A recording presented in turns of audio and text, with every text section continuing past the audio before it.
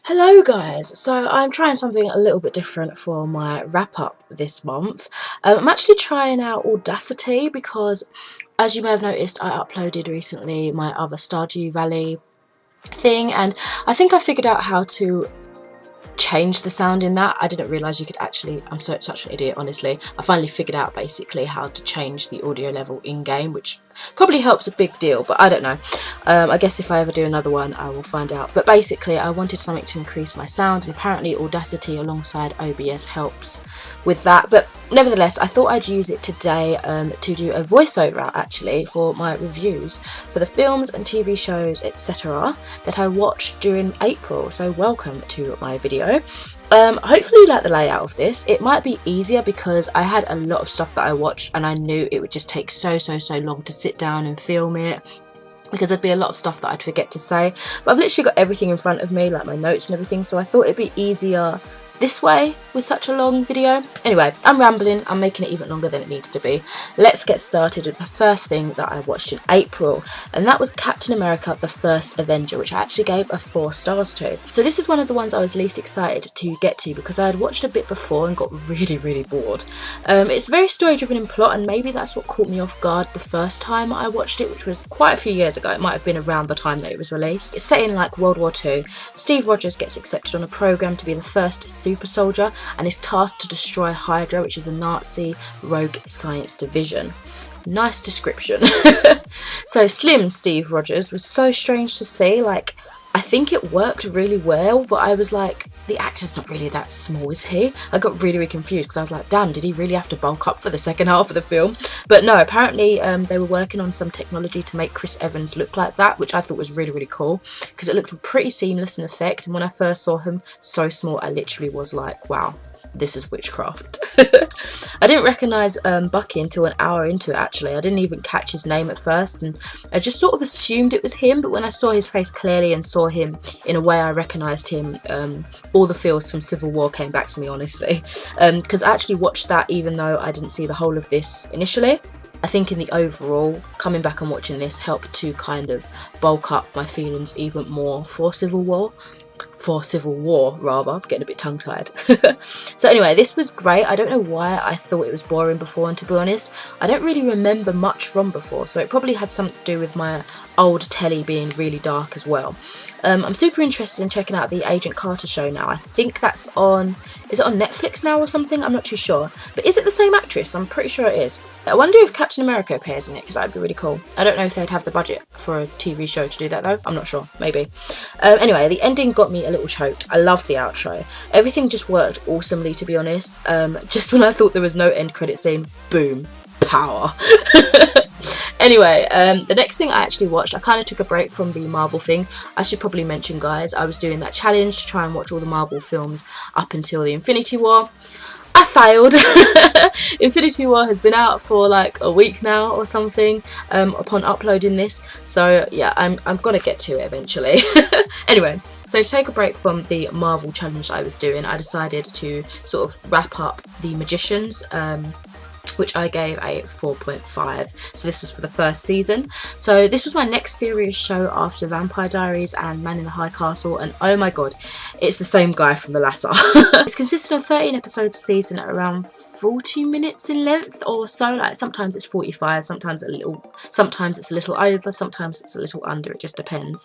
But basically we're following Quentin Coldwater, who's clinically depressed and searching for what he believes to be his true purpose to keep him going. Literal magic. So if I didn't think this was some twisted version of Narnia before, the first few minutes of the last episode of season 1 sealed that notion for me. It's totally whimsical, but in a believable way, which I think is really cool to get right, you know? Especially with all the messed up stuff that happens in this series. So it's definitely graphic and what I can imagine to be triggering in aspects, so bear that in mind if you did want to check it out. I actually wasn't sure if I liked it at first, and I still have a strange feeling about it, but I did enjoy it, and obviously it made me want to watch the other seasons. I've got season 2 reviewed a little later on in this video. I did feel like some parts felt clipped and like I was missing something quite often throughout my experience watching this. I didn't get it so much in the second season, I do believe, but I think it had a lot to do with the weird atmosphere it has. Whilst I was spending time pondering on why everything was so odd, I was probably missing out on some of the story itself, which was detrimental to my own viewing, but obviously that's my own fault really. Strange to mention, but I really like the sound of people taking a drag on a cigarette in this. Like, the sounds in general were really crisp, and the way people talked in this was like proper eargasm worthy and ASMR worthy actually. Quite clearly I could and did listen to them talk for hours. It was just really soothing to the ears, like some of the ways people spoke and enunciated certain words. Anyway, they kept blanking out the swear words, which is really annoying. It may be what I'm watching it on though, like what I was streaming it on, I guess. Some weird characters, for example Margot and Elliot, added to the almost uncomfortable peculiarity of the show, but I'd still say give it a go if you're interested. So the next thing, I can't remember if I said, but I gave it a 4.5 stars.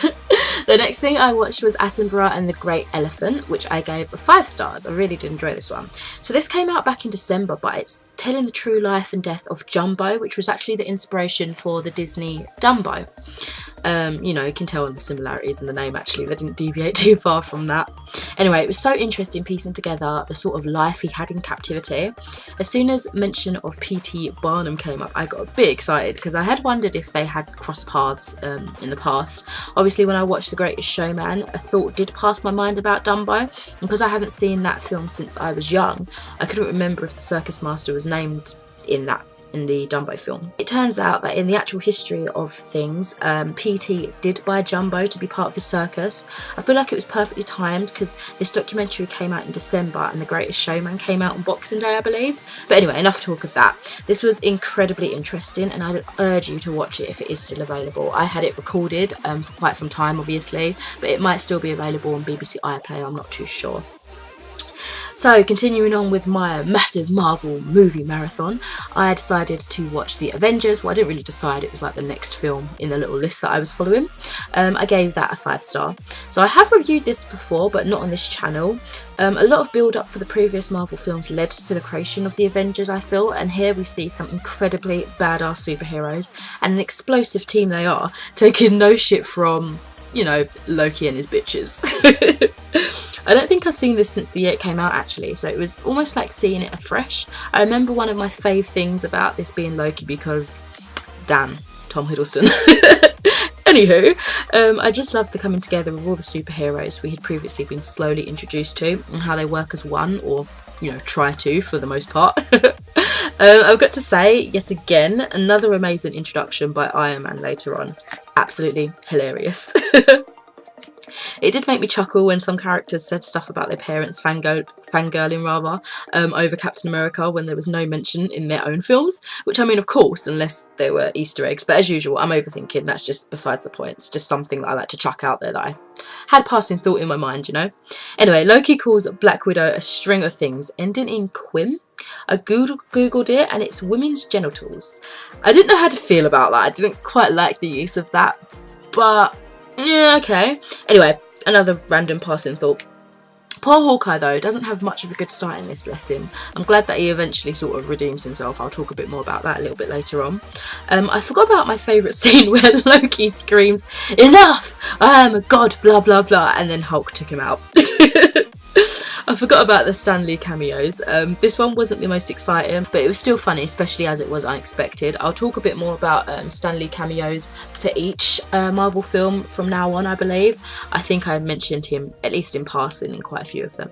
I love how chill and normal the end credit scene for this one is. You could totally believe it. So, next up was Iron Man 3, which surprisingly I gave a 5 stars. Oh my god. I literally watched this straight after the Avengers in an unintentional Marvel movie marathon. You know, hence the name. I ended up watching quite a few of these back to back in the end. Yeah, hence the name of the title of this video is what I meant. I kind of start sentences and then I stop them sometimes. I do apologise. Anyway. It was my first time seeing this one, at least I thought it was, but I recognised the scene with the kid and the potato gun, or at least some parts were familiar. I don't know if that was maybe included in the trailers back in the day, or I maybe saw like scenes, you know, picture scenes. I don't think GIFs were around at that point, but maybe I saw something on the internet regarding that scene. Anyway, in this film, Iron Man is faced with a terror to the country, stemming from monsters he may have made unintentionally. So the Iron Man film seems to focus on some political threat at some point, which again centres it and makes it feel more real and raw than just superheroes and villains. But at the same time, it just has fun and, you know, arrogant Stark vibes from the music, the humour, general feel, which honestly I quite like. The fact that the creators can simultaneously show both serious scenes and, well, starkness is something I really congratulate. They do it so well. Stan Lee's subtly unsubtle cameos are getting more and more subtle, and I'm not sure how I feel about it. I loved the end credit scene. At the time I would have been peeved, but no need to be now, obviously. Like, they're all out pretty much. I'm sure more will be coming, but you know. I think this was my favourite out of the Iron Man films. I really did enjoy it. Plus the retro ending was awesome. Marvel seemed to get it really right with their endings. Like, it looks good. I just, even if there isn't an end credit scene, which I'd be annoyed about, I just want to sit there and watch and listen, and it's just so cool. Anyway, after that I took another little break from the Marvel universe. I ended up watching Lara Croft, Tomb Raider, which was the 2001 release, and unfortunately I gave it a 2.5 out of 5 stars. So with the new film out with a different actor, I thought I'd pay homage to the Angelina Jolie movies, which I'm not sure I've actually seen properly before.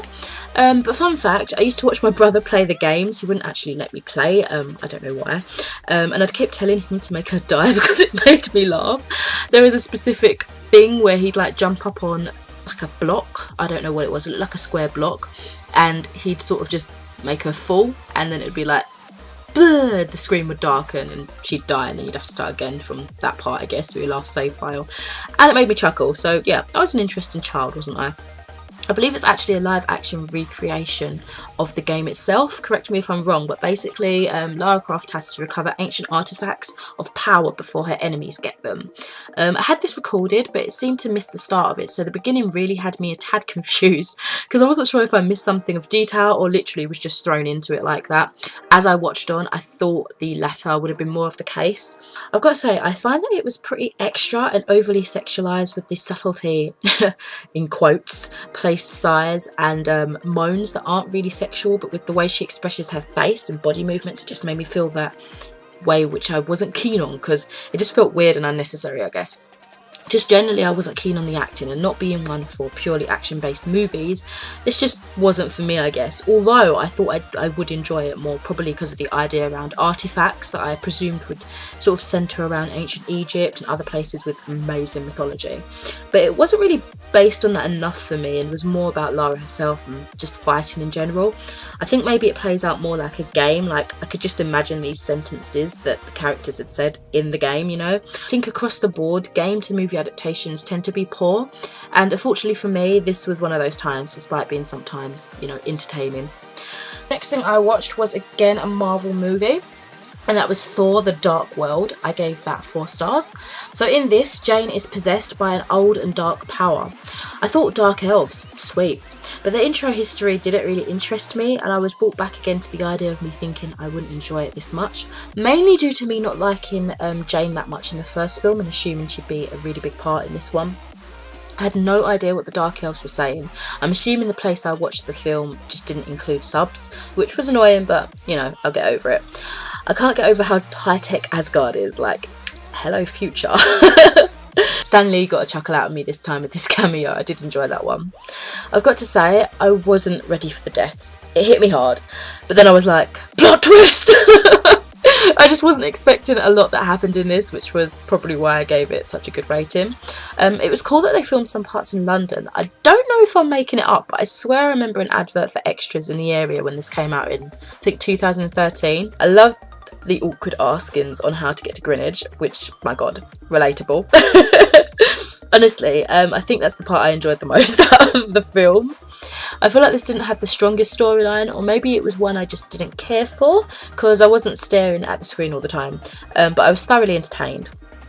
Holy crap, that Guardians end credits. It made me super excited to watch on. The first time the Infinity Stones were actually mentioned, the end credits was cute, but has made me paranoid that I've missed the other second end credits of the other Marvel films. Was this a new thing for this film, or had it actually, like, not waited long enough and missed the other ones. Next up was Captain America the Winter Soldier. I gave it 4.5 stars. So in this, Steve Rogers struggles to come to grips with the modern world, even though he's fought with the Avengers since, but I guess, you know, it takes time. Anyway, he's faced with a threat from the past, the Soviet agent known as the Winter Soldier. This gave me so many feels when it came out, and after seeing the Frozen-inspired memes, it got me again. I don't remember if I filmed a review for this before, but here's all my feelings, as fresh as I can get them.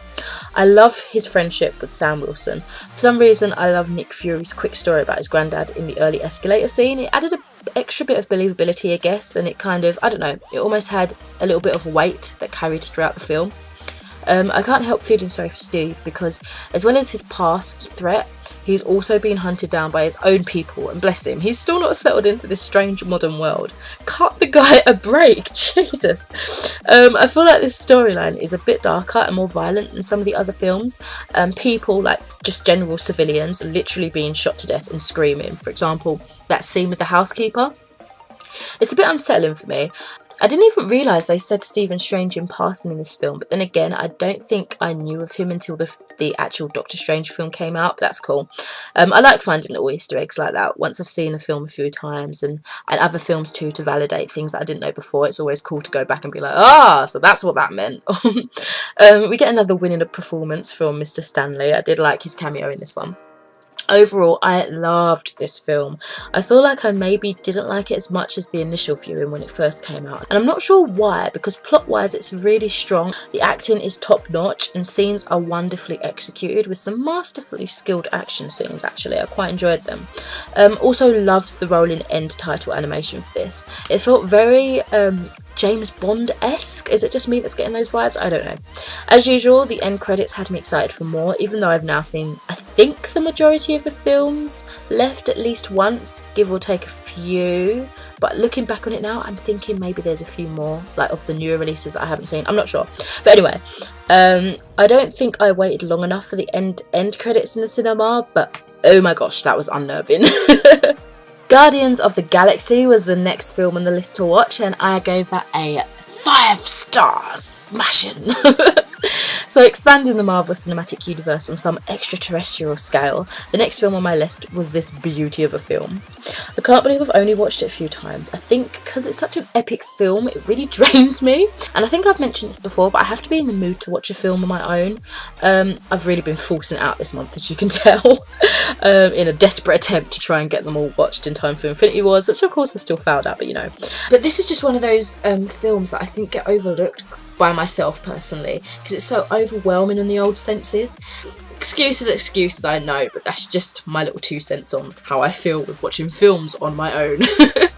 So, Peter Quill, self-titled Star-Lord, finds himself in possibly the biggest mischief possible for him. I feel like he must have a really colourful history. By being chased down by intergalactic bounty hunters after stealing an orb by Ronan, or from Ronan, shall I say. Sounds like a western, but in space. Stanley's cameo must have been the funniest so far in this, with Rocket's beautiful commentary. I really enjoyed that one, that was so funny. I feel like this stuck with the edgier vibes I was getting from Winter Soldier, but instead of violence, I feel like the humour was more adult, what with the music and the older film references and some of the language used in general. But I think it's hilarious, so I don't mind that addition at all.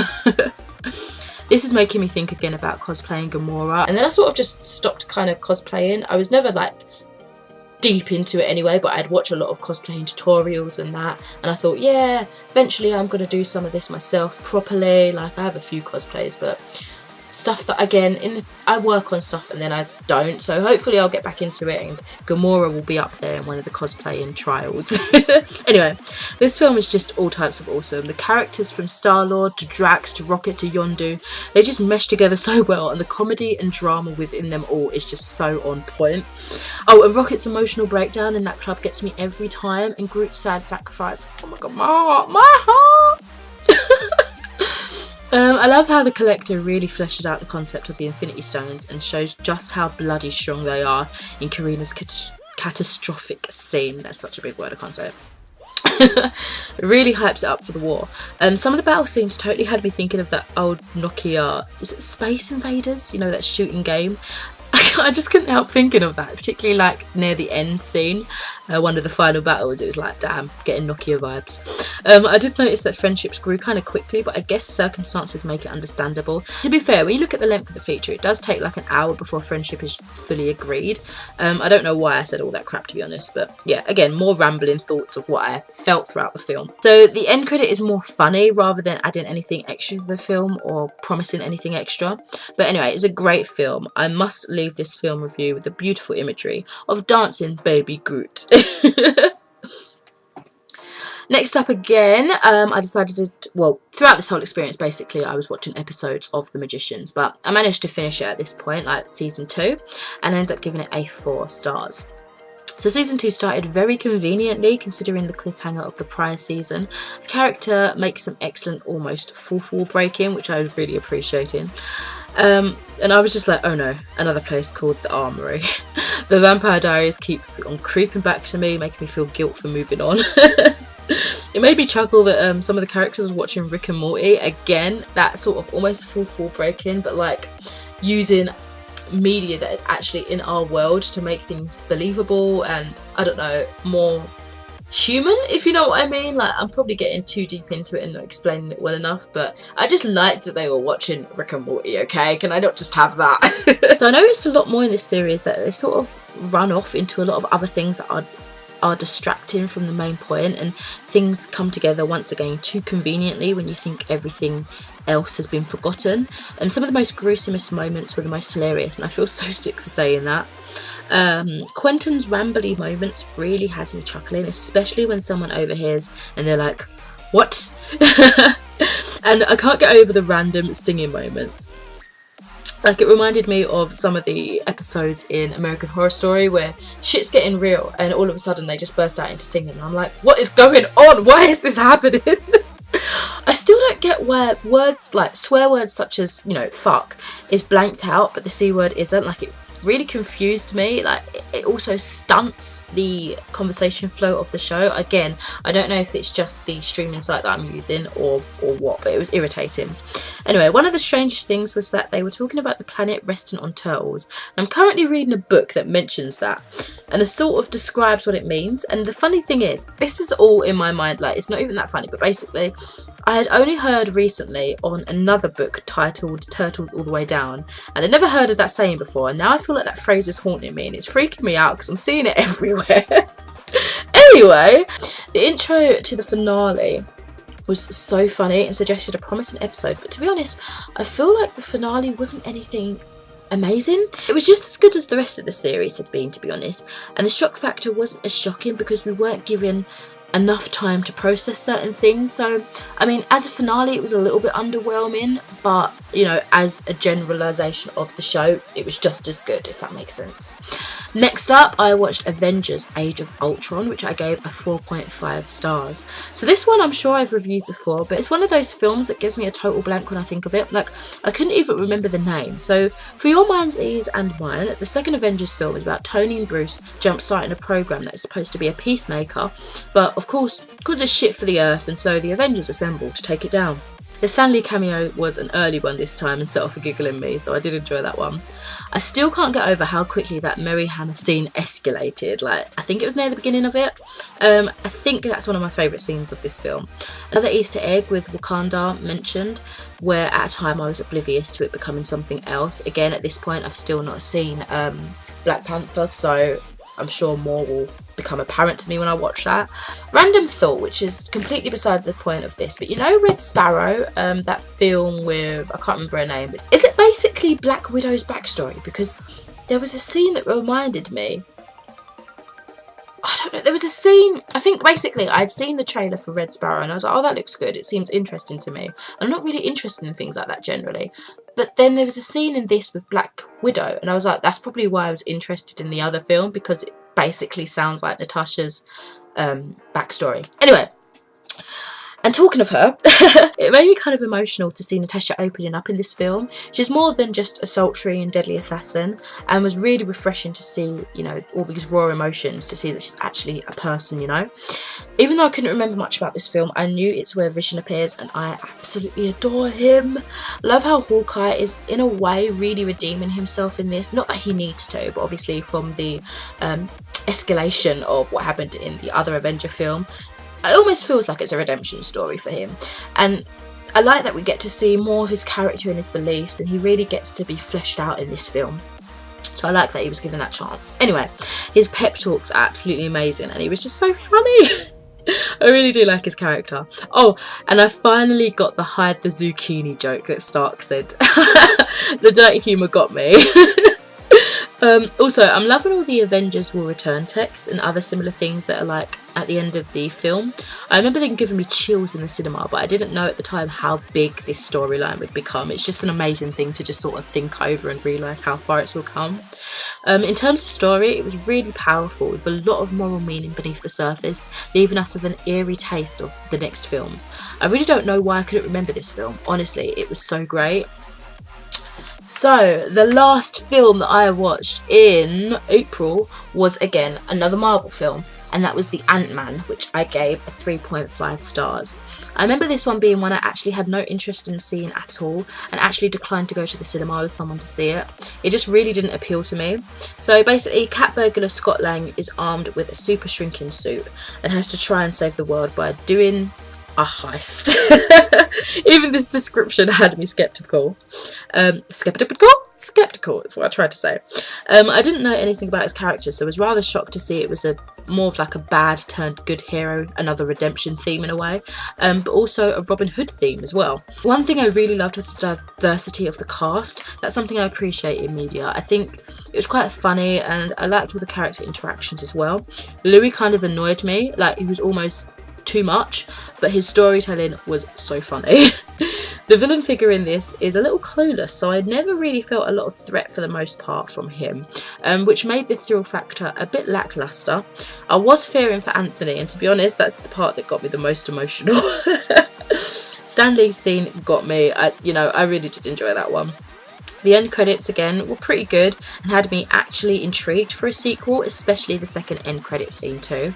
Overall, it was actually a good film in the end, but I only really watched it to get some extra context to the Marvel Cinematic Universe, and obviously for like the Infinity Wars. If it wasn't for that reason, I probably still wouldn't have watched it, but you know, it turned out to be good nevertheless. So, let me know what you thought of any of the things that I've mentioned here today. Hopefully my reviews have been clear. I didn't want them to be too spoilery or anything, but I kind of wanted to hint at things that if you'd seen it, hopefully you'd know what I'm talking about without, you know, spoiling anything for anybody else. Though by this point, I think a lot of people have seen a lot of these things, but you know, you don't want to rule out any of the population that hasn't. Anyway, I am rambling again. I am very thirsty. I think I've been talking for like 30 minutes, quicker than it would have been, honestly, if I was sitting in front of the camera trying to do all of this. That would have taken probably 2 hours.